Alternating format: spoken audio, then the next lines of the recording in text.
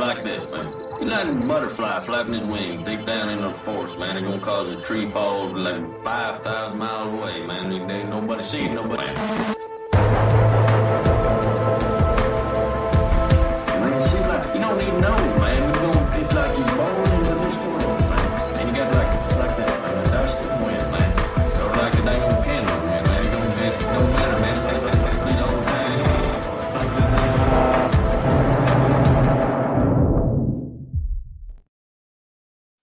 All right, Josh Moon, welcome to the Jay Burden Show. How you doing, man? Pretty good. How are you? Doing well. This is kind of a weird time to record this. We're not really going to mention it because it's still ongoing, but this is we're recording this basically 2 hours after the unfortunate assassination of Charlie Kirk. Obviously, won't get into that, but just to kind of put this contextually, and when this episode comes out, we'll know more information. I've decided not to address it until we actually know what's happening. Expect kind of a 48-hour rule from me there, but I am obviously aware. But anyway, Josh Moon, obviously I'm familiar with, who you are and the website that you unleashed upon the world, but some of my audience may not be. So who are you and what do you do? I am known because I host a website called the Kiwi Farms. I also do a podcast called Mad at the Internet at Maddie.live. And my website is controversial for every conceivable reason, basically. It depends on who you are as to why you don't like us, but it allows dissemination of public information, even if the subject would prefer if that information was not public. It allows critical discussion about everybody, but in particular transgenders who consider that our discussion about them violates their human rights for some reason. And then politically speaking, it leans right-wing and sort of identitarian, but it's a grab bag. It's anybody can register, and most people register just to talk about locales and stuff. So you have a lot of people who disagree with each other on it. But basically that we have survived some of the most intense deplatforming efforts ever. I have seen deplatforming at levels I've never heard of for any other legal service. They pulled out stops for the forum that you would see warranted against a child pornography website, if even that, because we know that Pornhub sells child pornography, and that's been proven in the courts. So we literally get treated worse than animal torture websites and child pornography websites, simply because we host discussions that some don't like. Yeah, it was an interesting thing. Obviously, I won't say I don't have an account. I'm not, a habitual user of Kiwi Farms, but it is a useful resource, right? If you're trying to find something about a controversial figure, or two, if you're trying to get, a sort of comprehensive rundown on an internet happening, it's the place to go. And to that point, I never really understood why Kiwi Farms was singled out so much, because look, like, it's old school internet, right? You're going to read slurs. You're going to read things that are not, you could put out on network television, but it's not, you know what I'm saying? It's not that bad, right? Like, in a world where Live Leak was still on the internet, Kiwi Farms being the target of so much hate never really made sense to me. So do you think that's, as far as why the powers that be went after you, do you think it was the trans angle, or do you think there was something more to it? Most of the trouble that we received came from either an individual who had information on the site he did not want on the site, or from gender people, basically.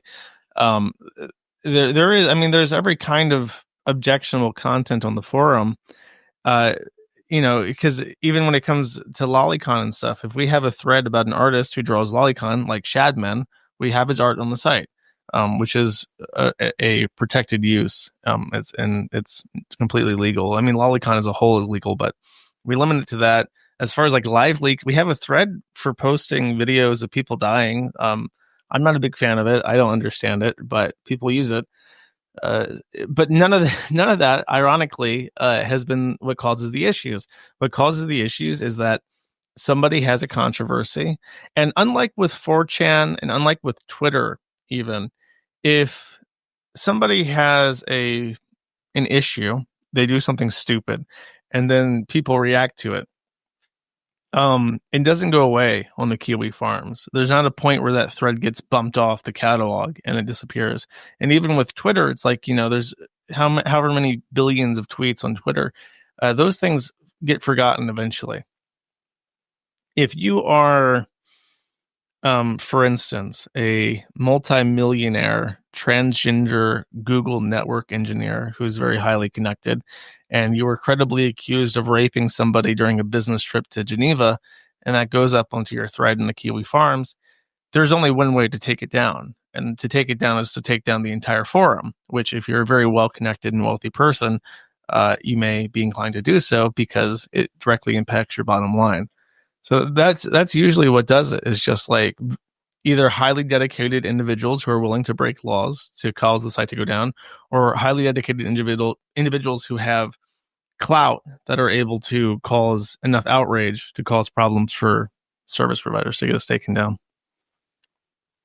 So yeah, obviously, you've mentioned, shall we say, the inciting motivation, but when we're talking about the sort of the degree to which you have been deplatformed, obviously there's been, and I hate to say it like this, but sort of like the basic level, when anyone gets deplatformed, the stuff that happens. But you have faced sort of like an extra level of that as regards payment processors. So this is a little more technical. So do you want to explain first, what a payment processor is, why that matters, and then how you've been targeted?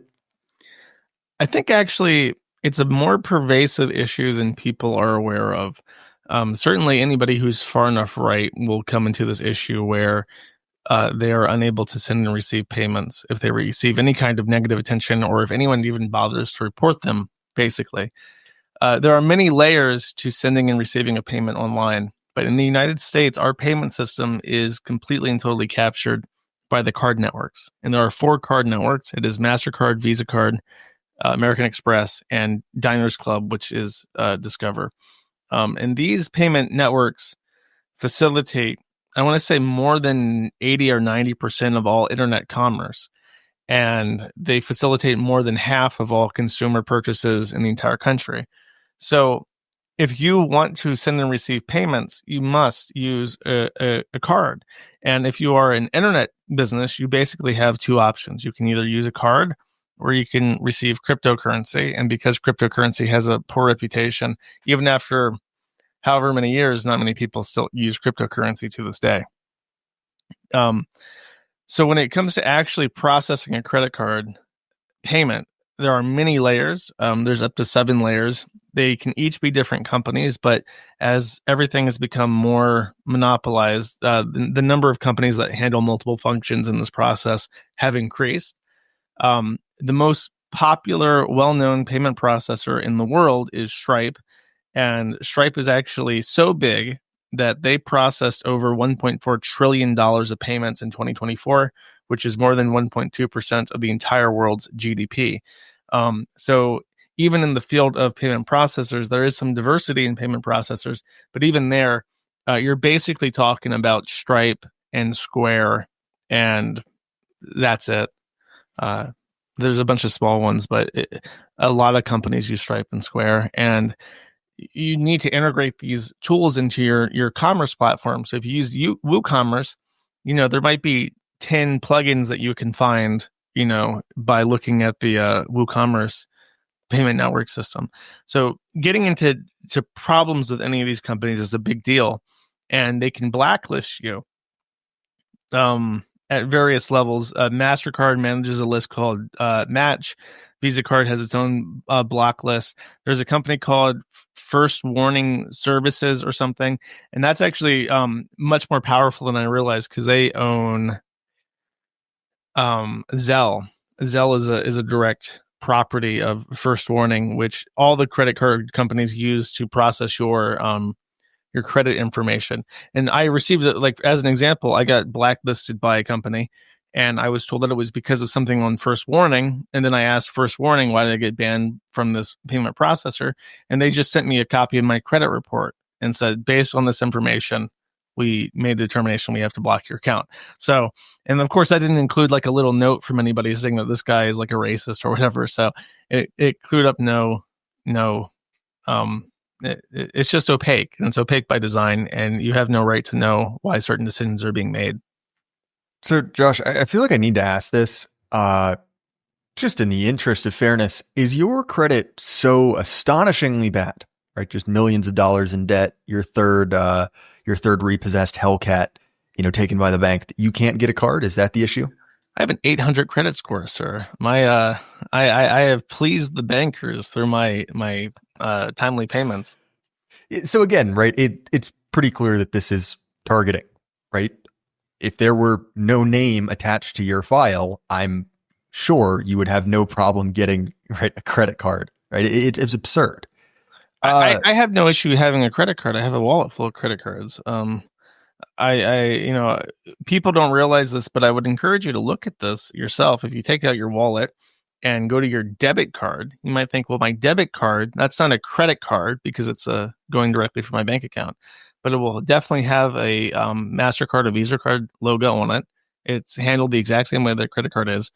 And I bet you that your debit card says Visa on it, because in a world of monopolies where you have basically a duopoly, a MasterCard and Visa card process, I think 80% of all transactions, and it might be 90%, and then Diners Club and Amex fight over the other 10%. In this world of monopolies, Visa card actually has a stronger monopoly on specifically debit cards than MasterCard. And there's actually an ongoing antitrust lawsuit against Visa from the DOJ, because the DOJ alleges that Visa card implements anti-competitive practices that force banks to try and get their customers to use a specific number of Visa card swipes per year or something. So even there, it's like Visa doesn't want banks offering alternative payment systems like Zelle to their customers. They want them using Visa debit cards. Well, fair enough. You obviously know more about this than I do. So when we're talking about, any sort of these deplatforming, right? Whether it's on social media, debanking, the sort of stock, SJW in heavy scare quotes response was always, well, why don't you start your own, right? If you don't like, the moderation policies on, then Twitter, right? Why don't you start your own social media platform? And obviously that's a ridiculous assertion. It's not made in good faith. But how complicated would it be to sort of start your own solution to this problem? Oh God, the payments or to websites? The payments. We'll start with that, right? Okay. You're talking about $100 million investment, like right off the bat. I remember a statistic, and I don't know if this is accurate to this day, but I remember to get licensed to be a payment facilitator or payment network in every state, it's like a $70 million initial investment. And then you also have to actually, I think you have to be a bank. And if you have to be a bank, that's another like $5 million just to get off the ground. You have to hold $5 million to make it. And then you have to think about how you're going to make it financially successful. And then there's additional complications. So it's not just that you never know who's making decisions. So it's very easy to blame MasterCard, but we don't know where, like, for instance, with the Steam debacle, where a bunch of pornographic games were forcibly removed from Steam, we actually have no idea still, I think, which payment network was responsible for it. So we don't know actually if it was MasterCard, Visa card. And in some instances, I remember that a guy called Dick Masterson made a Patreon alternative called New Project 2. And New Project 2 was deplatformed by the payment networks. And after hassling the banks enough, he actually got them to admit it was Discover Card. So keep that in mind, that a payment processor like Stripe has agreements not only with all four card networks and more, because they do business with the Chinese too. They have agreements with acquiring banks, and there is an acquiring bank on either side. So you have the client's bank and then also the acquiring bank that handles that payment processor. So Stripe has their own collection of acquiring banks, and they're liable to all of those banks and all of those payment networks. So if one of them, and even the one that only has less than 5% market share in the industry, says we don't like that customer, get rid of them, they have to. So it's not just individual terms of services. You're mutually and individually liable to every terms of service, and you'll never be told why unless you really hassle them. So even if you were to make, your own credit card network, you were to make your own, birding card or whatever, you would still have to accept payments, the merchants would, through a payment processor. So you would just be adding another set of contracts to their regulatory burden and their business burdens, and they would still be banning people at the request of Discover. And then also, as I mentioned, Visa has a monopoly when it comes to debit cards. You would have to convince banks to issue credit cards or debit cards as a burden card. So you would have to not only make your own payment network, you would have to make your own acquiring bank, and then you would have to make your own payment processor, and then you would have to find people willing to accept your card and only your card, which has no market share, because you wouldn't be able to use only your payment processor to accept the MasterCard, and if you did have one that accepted multiple, it's the same problem. Nothing's been solved because they still would have to accept marching orders from Discover, which has 5% market share. So it doesn't solve anything, really. There is no free market solution to this. The free market solution would have been cryptocurrency, but cryptocurrency was very beautifully corralled and harnessed by the government, and it has an extremely poor reputation, so people just choose not to use it. Yeah, it's sort of an interesting thing. One of the biggest lies of, and honestly, you saw this during COVID, but you see it again with crypto, from the libertarian point of view, is the idea that like, oh, if you just give people the opportunity for freedom, they'll take it. And very clearly that's not true, right? That would be a little bit inconvenient, and so people don't go for it, right? That you could conceivably, right, have, run everything on crypto. And there are many Bitcoin maximalists who will tell you about it, but you run into the adoption issue very quickly. And look, like, I dabble in the space. Cryptocurrency saved my ass. It's very unfortunate that despite having been dealing with crypto for probably over 10 years now, I'm not super rich. And it's because I've been spending crypto the entire time to like feed myself and pay rent. Right. So, the true issue with crypto is that it doesn't have market saturation. I probably get less than 1/10 of what I would get if I could accept credit cards. And it's entirely just because of how the onboarding process. I don't know if you've ever done this. I assume that you have, but if you try to go to Kraken or whatever and you try to set up an account, they literally these days, they have you scan your passport or photo ID, and then you have to hold the app out in front of your face and like look left, look right, smile, frown on command so that they can do biometrics of your face. And it's just like the most humiliating. I call it the goy shuffle. So they make you do the goy shuffle. And it's the most humiliating thing. It's like deliberately humiliating on the front end and on the back end.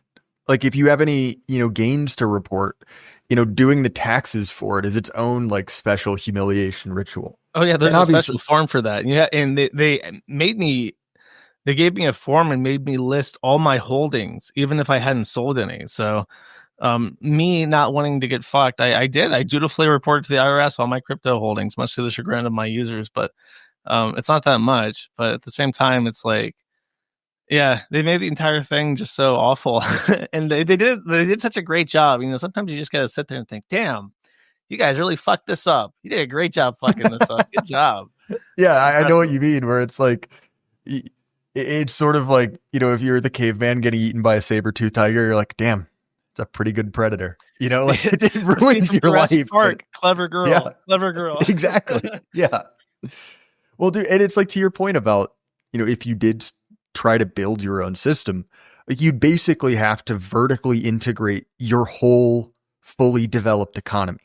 So it's basically when someone says start your own, it's like they're basically telling you, well, why don't you create your own entire economy from like the banking sector up? And it's like, well, okay, is that mathematically possible? Right? Like if you had unlimited resources, could you do it? Never happened. Technically, Kanye West is trying to do it. I don't know. Maybe Yeezy Card is coming in to save the day. Something tells me I'll have a hard time securing credit, but who knows? I'll be the first in fucking line to get an easy card. Honestly, me too. It'd be funny. Well, yeah, man. It is kind of crazy because you mentioned the fact that a lot of guys on, shall we say, like the extreme right have gotten deplatformed this hard, and as much as I hate to say it, with some of the guys who've gotten completely deplatformed, you kind of get it, right? You're like, okay, this dude, planned a terror attack. Okay, maybe I don't agree with the fact that he can't get a bank account, but you can at least kind of draw a line there. Whereas, like in your case and in so many of the others, it's just weird, right? It seems like the regime just picked out a few guys and decided to just ruin their day. So just to kind of, obviously you've spoken about, getting donations for the site, but how inconvenient is it to be debanked? I mean, that may be a stupid question, but I'm just asking you to kind of quantify that.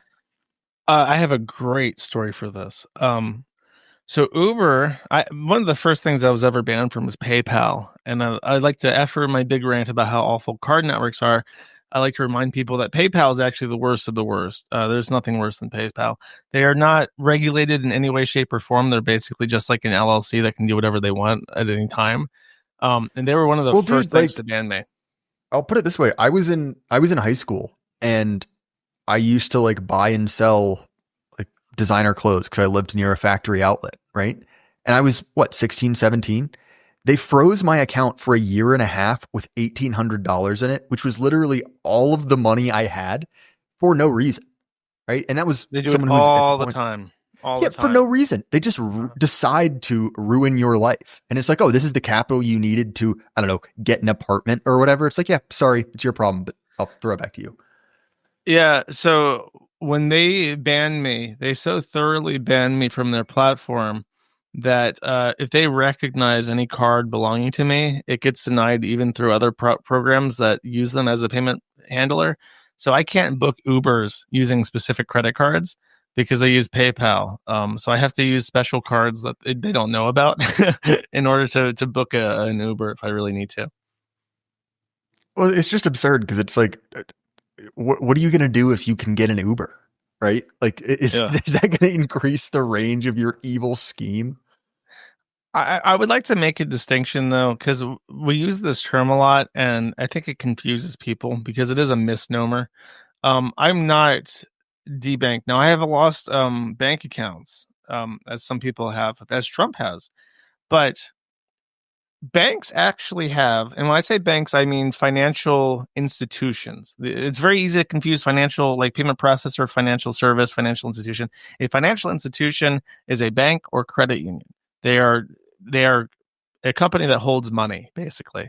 And when we talk about debanking, people generally think of a closed bank or credit union account. And in our country, we actually have a great amount of real competition in the banking sector when it comes to financial institutions.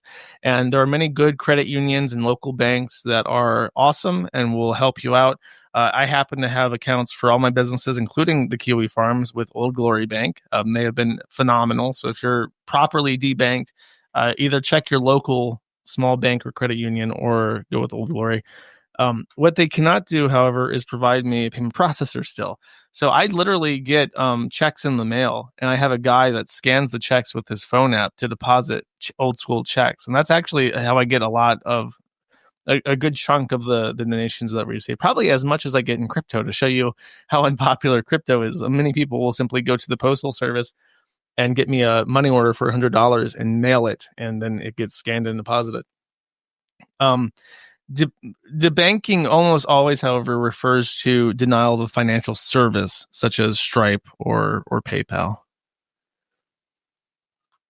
Yeah, I'm glad you brought up PayPal because I sort of forgot how mad I was at PayPal until I heard you on the show, and I was like, you know what?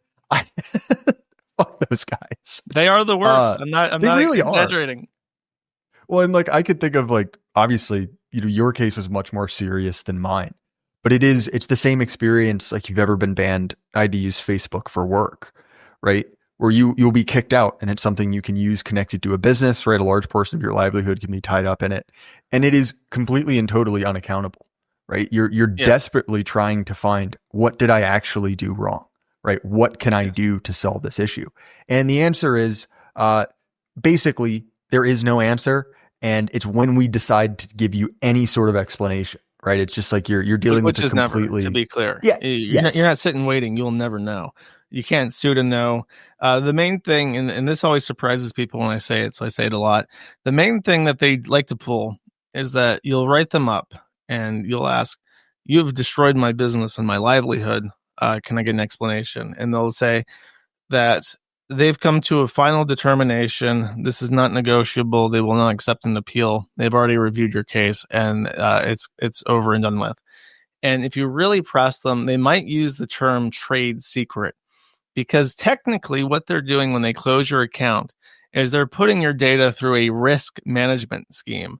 And if you ever hear the position risk manager, by the way, if you're interested in that jobs.now H1B stuff, I like to go through every so often and type in risk and see what positions are hiring Indians to determine if I can and cannot have a bank account or payment processor.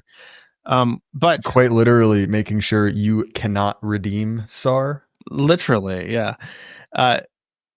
So the risk management process is a trade secret, which means that what they're saying when they ban you is that we have put your data into a computation, an algorithm, and we have detected elevated financial risk from you.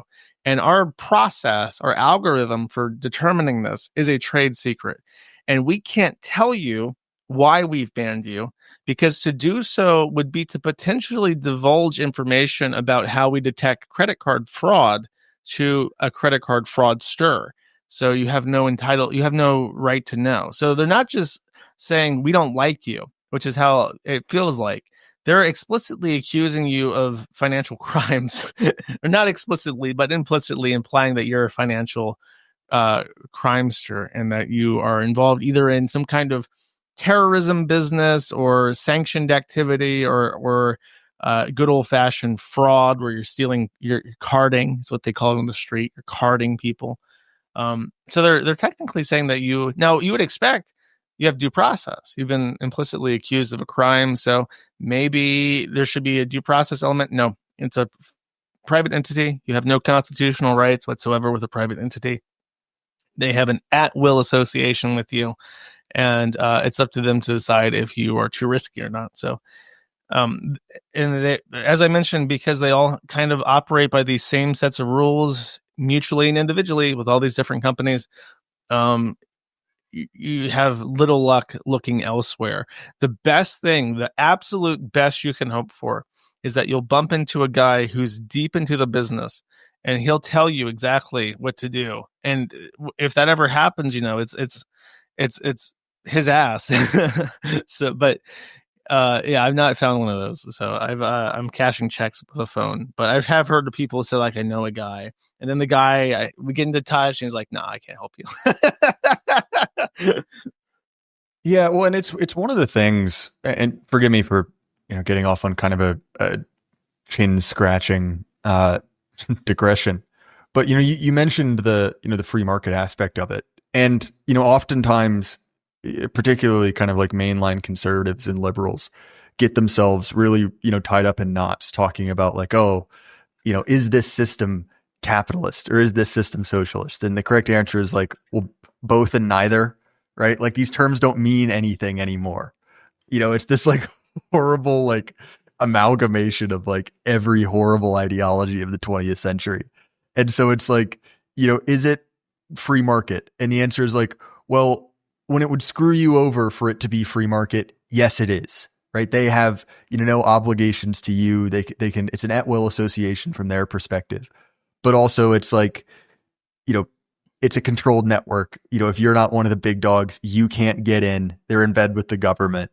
And like, I think a lot of, conservatives or right wingers have those kind of anti-socialist, pro big business priors. And so, they always want there to be that silver bullet of the market, to blow this whole thing wide open. And in this case, it's like, look, man, like there is no market solution to this, right? These players have, dug themselves in so deep like a tick that it's just a controlled sandbox. And unless there's some sort of shall we say like outside shock, they're going to continue to keep that, duopoly, if you see what I'm getting at. Yeah, there is some. It's such a Gordian knot, and it needs a big ol' axe just to cleave through it. The issue is also in part, as you mentioned, that this is effectively a state sanctioned monopoly. The rules on financial regulation are so complicated that I doubt there's even a single person in the entire world who actually knows what the fuck the rules are for being a credit card network. So you probably have multiple attorneys who do literally the most soulless automaton, husk of men in brown suits who are accountant attorneys in MasterCard that handle one section of the bank regulation code each. And there's no way that anyone actually knows what's going on at any time. And it is possible that some of the censorship we see is that soulless corporate attorney automaton number 47 knows that Rule 47D says this about pornographic content being distributed interstate, and therefore Steam is legally in the wrong to do so. And so as a genuine risk precaution, it must be taken down. But it could be something like that.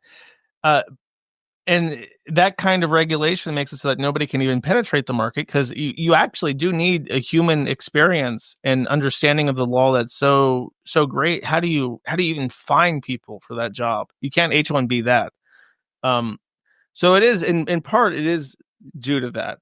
But then on the other hand, we've seen that even in instances where there's not a state sanctioned monopoly, there is a monopoly of convenience. You already, if you try to sell Burden Card or Yeezy Card or whatever, how many people would actually adopt that when we already have what quote unquote works for the vast majority of people, for 90% of people? And we see that with YouTube, because YouTube's real asset is not its platform. Its platform sucks. Everyone hates YouTube. But what do they have? They have, 16 years of internet history, petabytes of data on its servers. And you can't replace that by just making a new video uploading platform. You cannot replace what's already there. And it's the same thing with MasterCard, Visa Card. It's both sanctioned as a monopoly by the state, which is very convenient for them, by the way, because I forgot to mention that the government can ask these four companies that are under its boot all the time anyways to do something that would circumvent the Constitution and due process, which I'm sure they do, because I think we have actual proof of that from COVID. I think that the government did tell private companies to ban people from certain things. So they probably do that all the time. And it's very convenient for them because you don't have to go through the court system. So that's one part of it. But then the other part of it is people are lazy and they suck. And it's a very frustrating thing to me, because, you think of yourself as a solution maker, problem solver, like that scene in iRobot where Sonny stands over and all the robots come out and bask in his wisdom. And you kind of think, God, if I can just reach the people and let them know how terrible MasterCard is. But the truth is that they're all happy with their system. They got Apple Pay now. They put their credit cards in their phone. Now they pay with their phone. They like their system. They don't want to change it.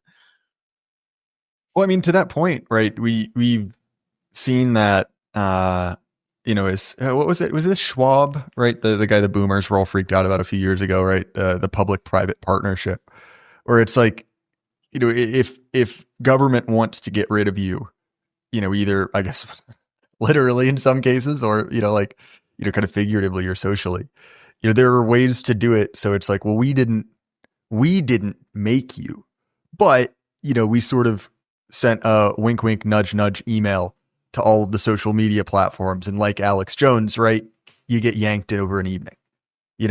Similarly, right, you see this kind of between us and, the other Five Eyes nations, right? That if it would be technically illegal for us to do something, well, we'll get the Brits or, someone else to do it.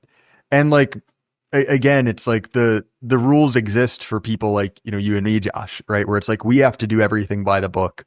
We have to make sure that we state all of our crypto holdings. Because if you don't, right, like that's the thing they'll use to break you.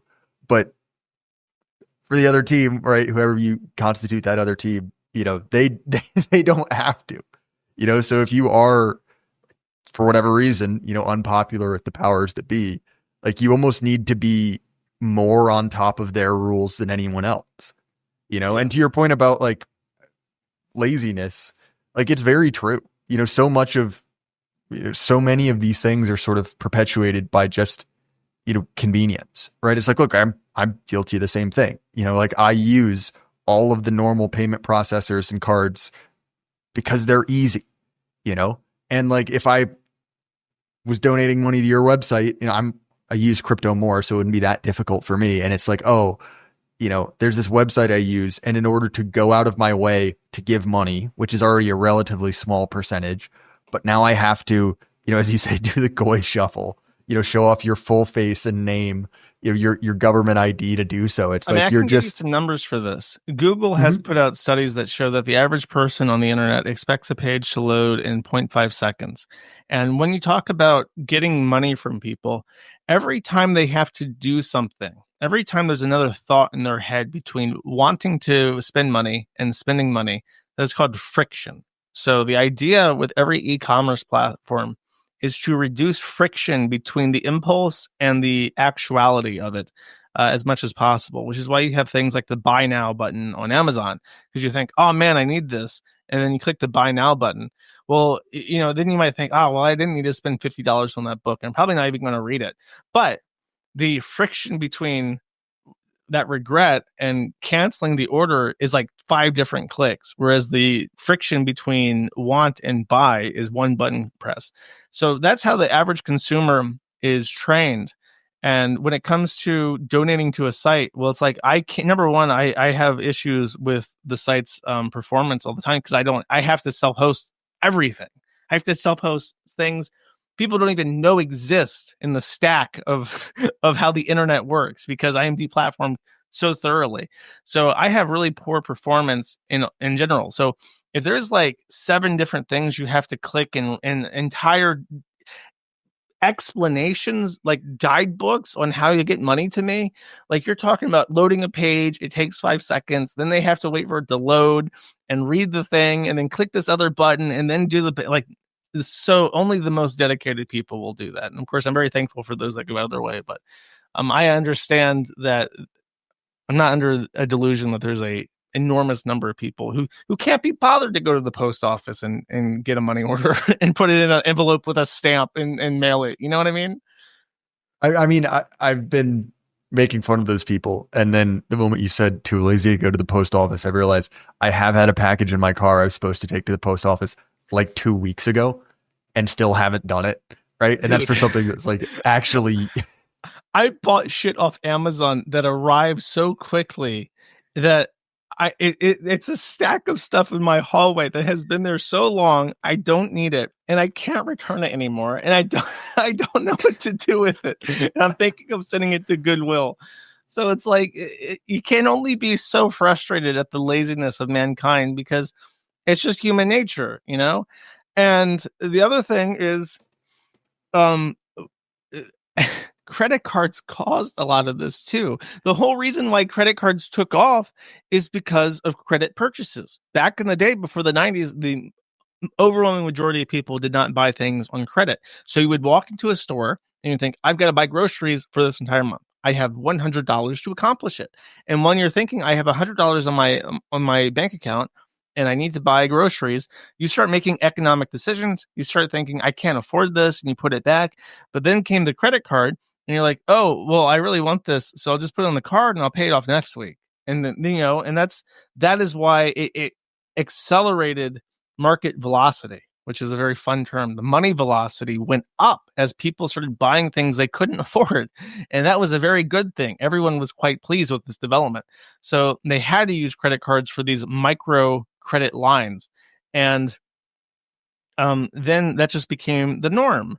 And you had to use a credit card to accomplish it. And of course, all the merchants encourage this behavior. Of course, we proudly accept MasterCard and Visa cards. So you can buy stuff on credit here. And then, it shifted online, and they would have absolutely no reason to develop an alternative to this thing that's already giving them extra money. It's getting people to pay you with money that they get next week. So they had no incentive whatsoever to say, well, we don't want to keep using credit cards with the internet. Like, it was the best thing ever. Like, oh man, they can use their credit cards on the internet now. They can buy even more from the comfort of their own home. Wonderful. And now here we are, 35 years later, and we're all slaves to the mark of the beast, and there's nothing to be done about it. I mean, you even see that with the popularization of these. They call them like micro loans, right? Like the infamous Dude, burrito it's loan. crazy. You go to Walmart and you buy $20 worth of shit, and it says, "Don't you want to pay with a firm? Low payments as low as $3 a month for 12 months." It's like, no, I don't want to pay with a firm. What the fuck is wrong with you? Well, and it's like the same worrying thing. Like, I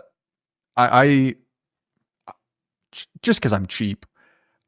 Every car I've ever bought, I bought with cash. But, before I became a full-time, internet face fag, I had a real job and needed to drive. So I went to a dealership to buy not even a new car, but like a relatively new-ish used car, and went through the whole process of financing and found out, as many people do, that because I had never financed, they were going to make it particularly expensive. And so I walked out. I said, no, I don't want to do this. And what was especially funny about that was, one, how astonished the people at the dealership were that I would look at financing and say that's too expensive because, quote, the payment was very low. And also you realize, Rick, wait a minute, if that's the reaction, that means a lot of people are signing up for this. And if you've ever dug deep into this, which I highly recommend, look into the data on subprime auto loans. This is not directly what we're talking about, but indicative of a wider problem. Dude, there are so many people deeply, deeply underwater on vehicles, and they are giving credit to. Yes, yeah, we all do. As a Kiwi Farms user, certainly Ethan Ralph, right? Yeah. He bought a Nissan. I think it was a Nissan Altima. He bought a Nissan Altima. Now, of course, he's gone through a bankruptcy, so that credit score is not looking the best. So he is. So what you're saying is he's the target Altima buyer. The peak target 300 credit score.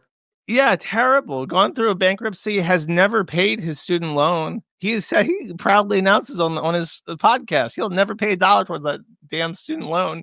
So terrible payment history, no credit score, bankruptcies in recent history. I think he owes child support. I think that shows up on your credit score too. So, but they'll give him a loan for that Nissan Altima. I think it has like a interest rate of like 40%. I want to say that he's crashed that car and he still owes money on it.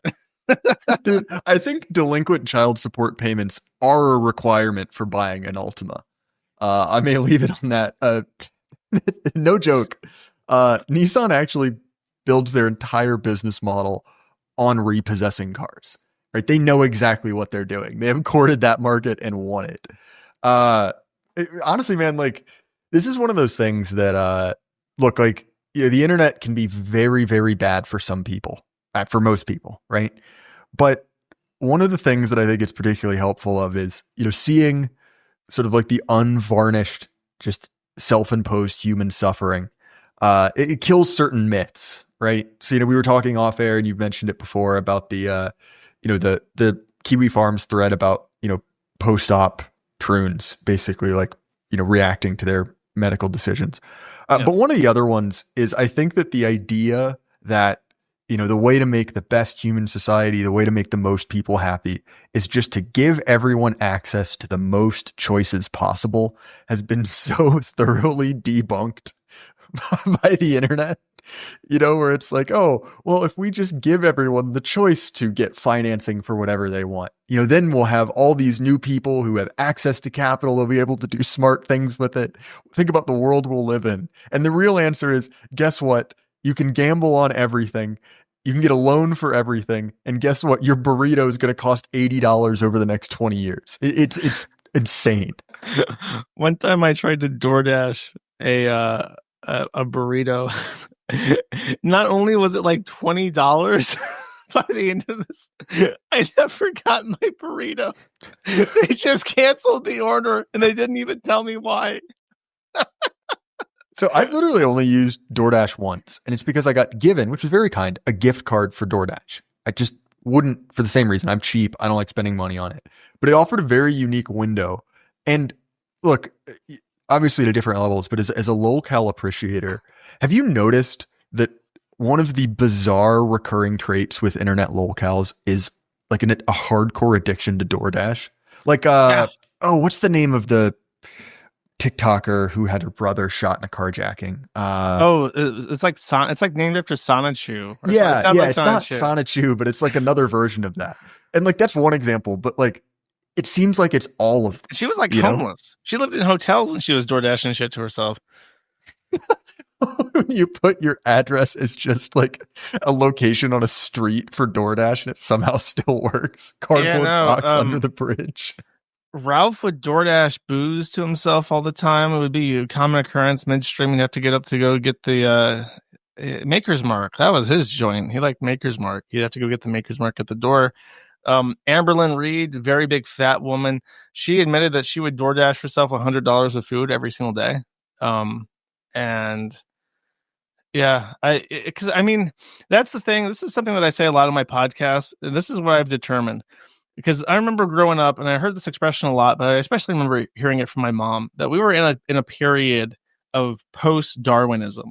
That thanks to the welfare and the marvels of modern medicine, we now lived in a world where there was the bumpers were up on human evolution, and so the dumb could reproduce and out-reproduce the smart. And I don't think that's true anymore. I think it was true for a little while. But it's not so true anymore.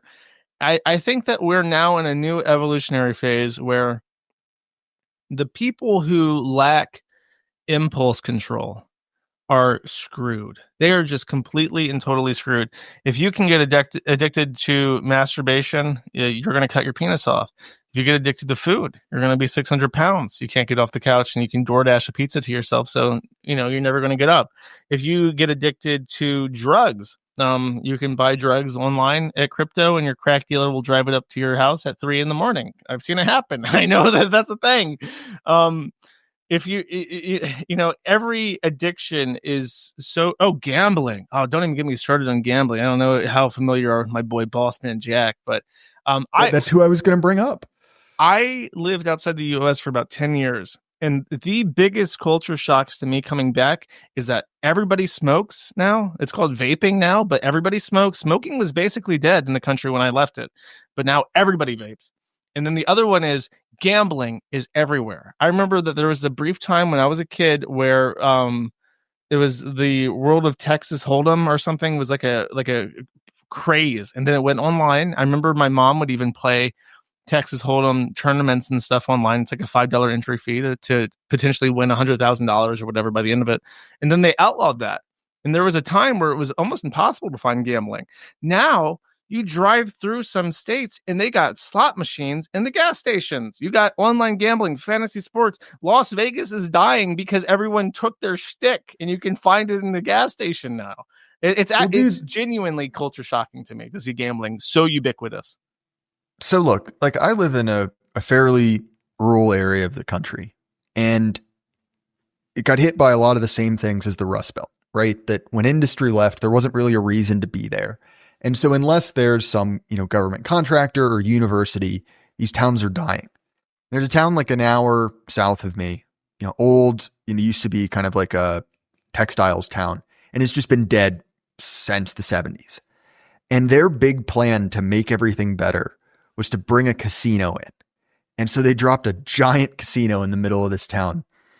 And okay, yeah, sure. There's the guys who work at the casino. Now they have jobs. But all it's done is just bring together the saddest, poorest gambling addicts and concentrate them in one area. And it's like, it's the equivalent of like, oh, hey, you're not doing so good. Your heart might be going out. So we're going to give you a transplant and cancer at the same time. But your heart's going to be okay, and it's like you said earlier about the, the monetary velocity, right? The rate at which things are going through the economy. Like this whole, it's sort of dismissively referred to as like line go up. But the idea that like, well, technically more people are spending more money, so everything is better. And then you look outside and it's like, 80-year-old zombie is just like playing slots at a gas station at 2 a.m. And you're like, is this better? Like, is this what winning feels like? I remember hearing an anecdote. I need to hunt this down about fascist Spain and how Franco never entered World War II, famously, but he was a fascist military authoritarian. And so he was not held in high regard after World War II, but nobody could really do anything about him because he just minded his own business. And that's why he survived for so long. And so Francoist Spain is held in this very weird annals of history just because he is so unusual, in that he was like a true fascist dictator that managed to keep a country for more than a decade. And I remember hearing anecdotes about how Franco's Spain was poor. It was very sanctioned. They had to rely on a lot of their own devices to make ends meet because they could not trade with the West like any other country could. But I remember hearing that Franco's Spain was very happy. They were a happy and poor people. And when I see like the H-1B people saying, "My good sir, when you get rid of us, your economy will collapse into shambles, sir. You cannot survive without us." I'm like, good. We are now like a rich country, but it's like, At what cost? at what cost? And it doesn't really feel that fucking rich. It feels like, okay, people are making more money, but then inflation's going up twice as fast. So who cares? I'm not benefited by this at all. Nobody I know in the entire world is benefited by line go up. So if line has to go down for things to get better, I'm willing to try it at this point. Yeah, exactly. Right. Like we've certainly tried the alternative. And to your point about the, kind of like the great filtering, I've noticed the same thing. To me, I sort of look at it like in the same way that like the Black Death was a big selection event where it's like 30% of bloodlines in Europe just ceased all at once. Now, obviously this is different, and it's like, I guess people are dropping dead in the streets, but that's just fentanyl. Or it's kind of the same thing happening, but it's basically instead of your literal immune system, it's basically how disagreeable are you? Like how willing are you to buck social pressure? And also how how resistant are you to like the most cursed combination of addictive factors, right? Like not just like, sexual, depravity, but like the most insane thing ever, right? Not just opium, but like super Chinese fentanyl cooked up in a lab. And it's like, if you can't make it through, okay, sure, it's not like you get the Black Death and you cough a lung out and die, but it's like from a bloodline perspective, sort of the same thing, right? It's like those people are getting filtered, if you see what I'm getting at. Yeah, no, for sure. We're in a time period that is completely unique. We are facing novel threats to our culture, to our country, to our people, our tribe, if you prefer, and to humanity as a whole. Things that nobody is prepared for.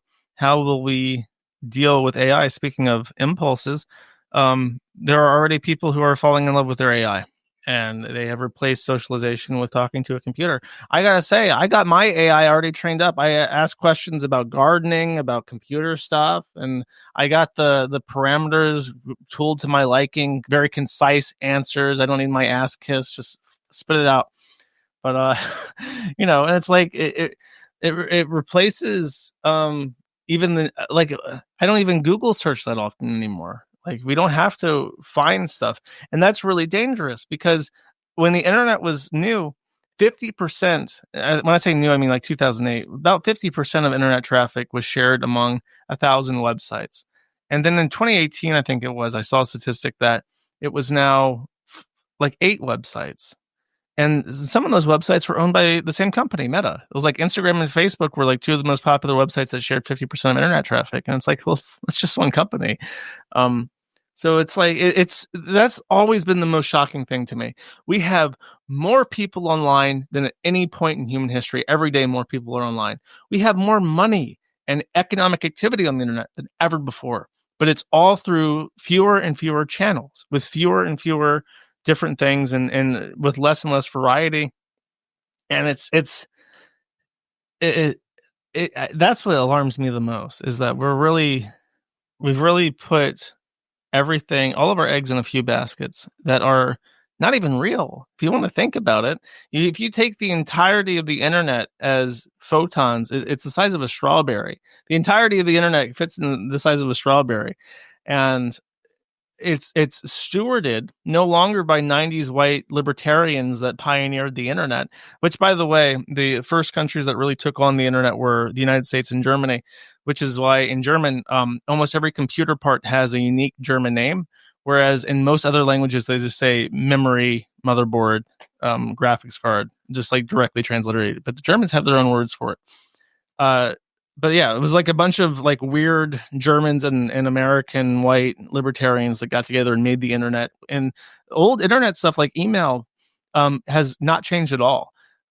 It's still very decentralized. You can host your own email server, and most people don't because it's a huge pain in the ass, but you can do it. Nowadays, it's like if you want to communicate with people, hope your X account's not banned, hope your Instagram's not banned, hope your Facebook account's up. And that's the opposite of what they had in mind. We've outsourced not just development positions to Indians. We've outsourced the stewards of our tech companies, and by extension, our freedom and our democracy to Indians. They are the executives running the companies that we rely on to talk to each other and to get things done. And that's really scary. I mean, there's a lot there. First of all, to your point about, the Indian thing, like you saw that with that, the recent tragedy in Florida, right? With the Indian truck driver who killed 3 people, where it's like you make a post about that and it's getting, community noted and ratioed to hell. And you're like, this doesn't make any sense. So you check the comments and it's a million guys who look a lot like that truck driver, right? That sort of like ethnic mafia, when they, in many cases, do control the internet, control these companies, look, it would be serious if it were 1,000 companies. It's way more serious in a concentrated world where almost all discourse happens on, to be generous, 10 web pages, right? It's also, and you've seen this over the course of the internet, even, the invention of kind of social media. And I guess you would say that's like what, web 3.0 or 2.0. I can't remember the generations. Oh, that's a bullshit marketing term. Don't worry about it. Fair enough. The point is, right? And it's actually one of the things that I really miss about the older internet was forum culture, right? It used to be that like if you had a specific interest, there'd be, a constellation of different message boards where you could go to talk about that thing. So you'd get, there'd be a Pareto distribution. There'd be some guys helpful, some guys, talking about something completely off topic, but you'd find a group of people with a relatively small number of contributors.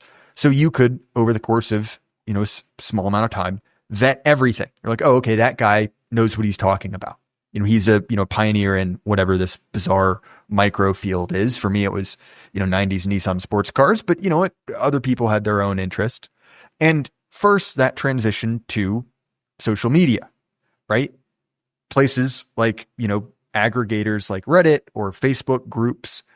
And that created its own problems because one, now it's open to everyone, right? It becomes massified, but also it becomes impossible to find anything. As you mentioned earlier with Twitter, like it's very difficult to search for a specific post or piece of information on social media. But then, right, everything becomes for everyone. Like it's no longer a specific community devoted for people interested in this. It is that thing in the global marketplace, right? It becomes like the world's largest strip mall. And so you're competing with, earlier, right? Like the digital version of super fentanyl, like everything becomes, extreme and very monetized and sort of a way to, sort of increase your personal brand, your personal hype, or whatever your clout. I don't know what the kids call it anymore, but it's like the centralization of the internet.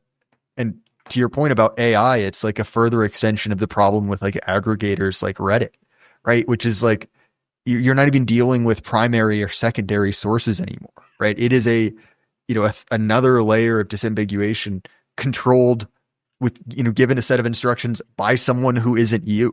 It's like when people talk about dead internet theory, I think generally it's a lot of like over dramatic hand wringing, but like if you've been on the internet long enough, it kind of feels true. Like how many websites, Josh, did you used to use that are now completely gone? Like you just can't find them anymore. Oh, a bunch. I was active on like a bunch of different websites that, even with websites that are still around, I don't use them anymore. I've completely stopped using 4chan because it's become utterly useless. The Russians and Ukrainians ruined it. Like genuinely, like it was already in a bad spot, and then that kicked off, and it's like I don't know. I think it started getting really bad after Trump. I mean, it's always been a meme, even way back in 2008. I remember it was a meme that 4chan was dead, but now I literally can't. I don't. It's not even a thing where like I say it's dead, but I still check it for things. Like I've completely stopped looking at 4chan for anything. Any obscure information that I'm trying to find, I can generally find with AI these days, and for political stuff, for discussion, I just use my own website. And the few times that in the last couple of years, like the handful of times I tried to use 4chan, it was just terrible. It was just terrible. So, I mean, yeah, that's what I mean. It's like we should have flourishing communities all over the place because we have more people than ever before, but it's just Discord servers. We have 3.5 billion internet users shuffled away into random Discord servers, and that's it. That's all. Here's your internet. Here's your internet, good sir. Well, Josh, we're almost at time. I'm sorry, I did not talk to you about really anything we were supposed to. We got like 20 minutes and then got off on a off topic, which are always the fun episodes. But dude, if people want to find you, want to find your work and support you, how can they do that? You can't. If you want to just see my websites, though, it's kiwifarms.net or kiwifarms.st at the moment, and mati.live, matty.live, matattheinternet.com. That's my podcast. My podcast is basically just me laundering my forum information into a podcast format, but I do go into rants every so often. What did we not talk about? That I can give you a brief response on something. Oh, look, look, Josh, I have developed a disdain for my audience, which means if they want me to talk about something, I will only do it obliquely.